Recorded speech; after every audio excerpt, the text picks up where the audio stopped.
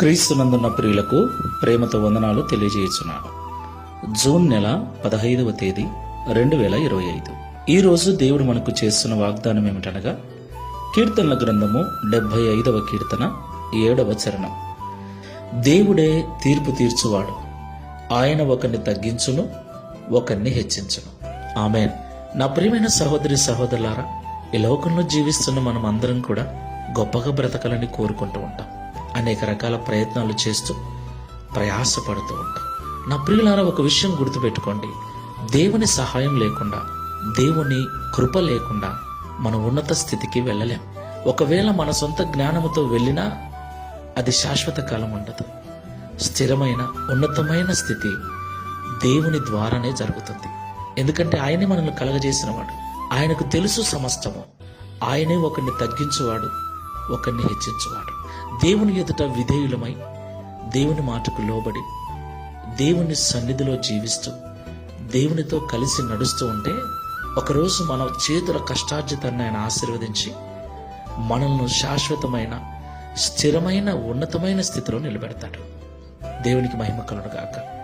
అయితే చాలా మంది దేవుణ్ణి విడిచి, సంఘాన్ని విడిచి, ఆరాధన విడిచి, ప్రార్థన మానుకొని గొప్పవారు కావాలని, డబ్బు సంపాదించి సమాజంలో హెచ్చుగా బ్రతకాలని ప్రయాసపడుతున్నారు. అది వృధా ప్రయాసే అని మనం ఇప్పటికైనా గ్రహించాలి. దేవుణ్ణి విడిచి, ప్రభు అంటున్నాడు కదా, నాకు దూరముగా ఉండి మీరు ఏమీ చేయలేరు, మనం ఏమీ సాధించలేము. అలా అనిపిస్తుంది అంతే, కానీ చివరికి అపజయాల పాలవుతాం. కాబట్టి దేవునిలో ఉందాం, దేవుని దృష్టికి తగ్గించుకుందాం, దేవుని ద్వారా హెచ్చించబడదాం. ప్రార్థన చేసుకుందాం. కృపా సత్య సంపూర్ణమైన తండ్రి, పరిశుద్ధుడైన ప్రభువా, మీకు స్తోత్రాలు చెల్లిస్తున్నాం. వారి వారి క్రియలకు తగినట్లుగా తీర్పు తీర్చువాడవు నీవే. ఎందుకంటే మమ్మల్ని కలగజేసిన సృష్టికర్తవు నీవే తండ్రి. నీకు స్తోత్రాలు చెల్లిస్తున్నాం. మేము తగ్గింపు జీవితము కలిగి నీకు లోబడి జీవించినట్లయితే మమ్మల్ని మీరు హెచ్చిస్తారని మాతో మాట్లాడారు.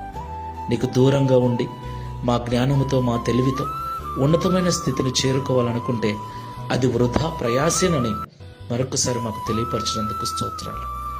ఈ ప్రార్థనలో ఏకీభవిస్తున్న మేమందరమును, మా యొక్క కుటుంబాలలో ఉన్న అందరూ, మా సంఘములో ఉన్న ప్రతి విశ్వాసి కూడా నీలో ఉంటూ, నీతో నడుస్తూ, నీ దృష్టికి తగ్గింపు జీవితము కలిగి, నీ ద్వారా నిజమైన హెచ్చింపు జీవితాన్ని పొందుకున్నట్లుగా సహాయం చేయమని, అట్టి తగ్గింపు జీవితాలను మాకందరికీ అనుగ్రహించి ఈ దిన వాగ్దానం మా అందరి జీవితంలో నెరవేర్చుమని యేసు నామములో ప్రార్థిస్తున్నాము తండ్రి.